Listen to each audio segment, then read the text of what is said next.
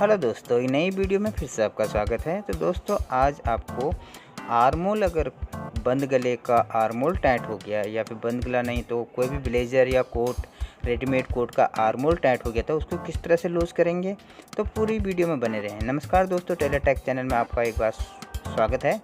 तो दोस्तों इस तरह से यह आर्मोल निशान लगा रखे, लूज़ करना है इतना, यानी कि पौना पौना इंच लूज़ करना है। तो वीडियो अंत तक ज़रूर देखें ताकि आपको अच्छे तरह से समझ में आ जाए। यहाँ तक का खोल देंगे बाजू की तरफ से भी, और यहाँ अंदर की तरफ से, यहाँ पर जहाँ पर चाक होती है, बैक चाक के नीचे से यहाँ पर खोल देंगे इसको पौना पौना इंच, यानी कि हमारा 1.5 इंच आर्मोल भी खुल जाएगा और आपका चेस्ट भी खुल जाएगा।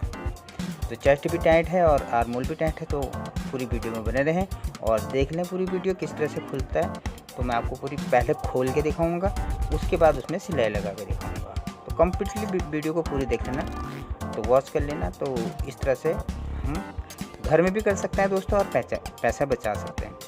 तो अगर आप घर में करना चाहते हैं तो आप आराम से घर में कर लें, और वीडियो को शेयर करना ना भूलें।